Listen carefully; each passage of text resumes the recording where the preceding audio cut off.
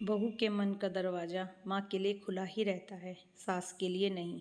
अचानक किसी ने जोर से दरवाज़ा खटखटाया। महेश बोले, इतनी जोर से कोई दरवाज़ा खटखटाता है? आज इस लड़के को छोड़ूंगा नहीं, ऐसे तो मुझे हार्ट अटैक आ जाए। इसकी बदमाशियाँ बढ़ती ही जा रही हैं और तुम भी कुछ नहीं कहती हो। महेश अपनी पत्नी शीला को कहते हैं। शीला बोली, एक बार पूछ कर तो देखिए कि आखिर दरवाजे पर कौन है। हो सकता है माँ जी होंगी। कितनी बार आपको बोली हूँ कि माँ जी की उम्र हो चली है, वो कभी भी आवाज़ लगा सकती हैं। दरवाज़ा मत बंद किया कीजिए। पर आप मेरी सुनते कहाँ हैं? महेश बोले, अभी कुछ घंटे पहले ही माँ हम लोगों के साथ खाना खा रही थी। घंटे भर में माँ को क्या हो जाएगा जो दरवाज़ा पीटने लगेंगी? ये सब तुम्हारे लाडले की शैतानी है। आज मैं उसे नहीं छोड़ूंगा। शीला बोली, मेरी बात सुनिए। आप रुकिए, मैं देख कर आती हूँ दरवाजे पर कौन है।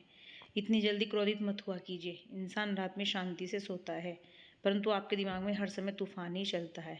जैसे ही शीला दरवाजे पर गई, उसके साथ बीना जी बोली, बहू, कितने साल हो गए तुम्हारी शादी को, आज भी तुम दरवाज़ा बंद कर लेती हो?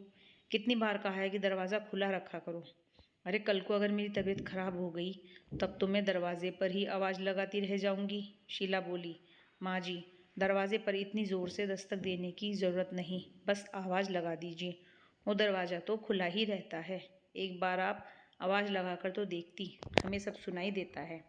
उधर से महेश उठकर आए और बोले, अरे माँ तुम हो? मैं तो सोचा वो तुम्हारा लाडला पोता शैतान है।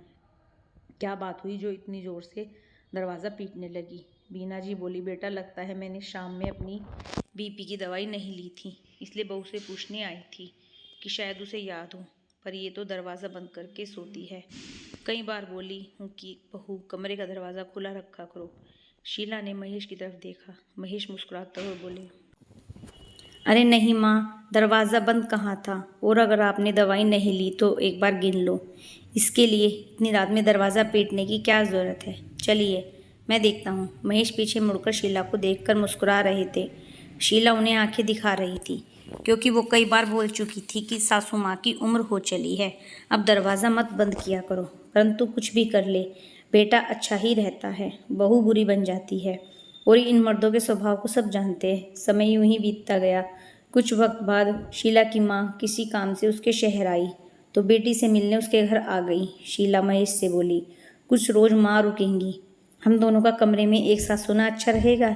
बच्चे भी अब बड़े हो रहे हैं, बेहतर होगा आप राहुल के साथ सो जाए और माँ मेरे साथ सो जाएगी। महेश बोले, ये क्या बात हुई?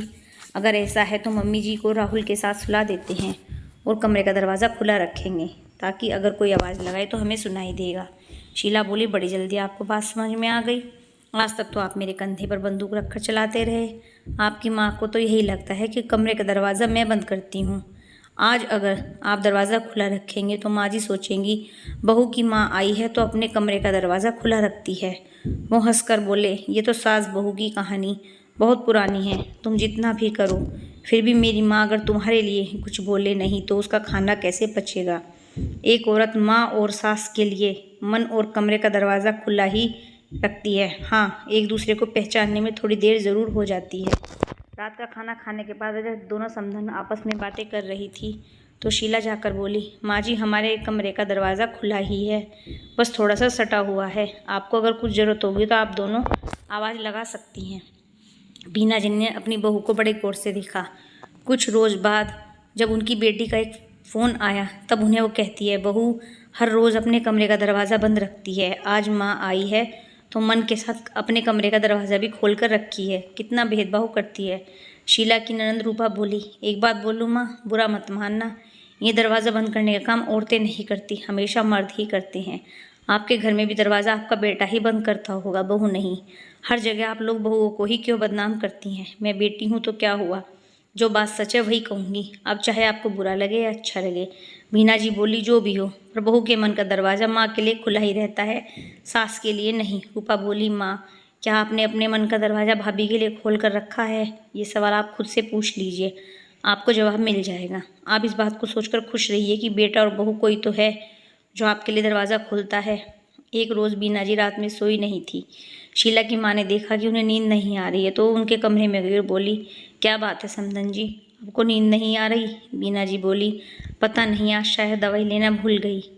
जाती हूँ, बहू को जाकर पूछती हूँ, शायद उसे याद हो।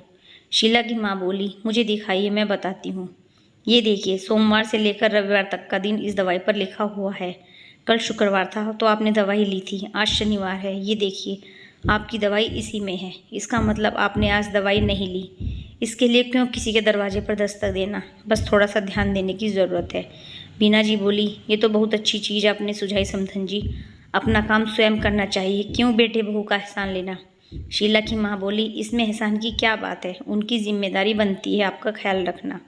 जब बच्चों का ख्याल माँ बाप रखते हैं तो एक उम्र हो जाने के बाद बच्चों को भी अपने मन का दरवाज़ा सदा माँ बाप के लिए खुला रखना चाहिए। और माँ बाप को भी इस बात का ध्यान रखना चाहिए कि कब बच्चों को टोकना है और कब उन्हें रोकना है।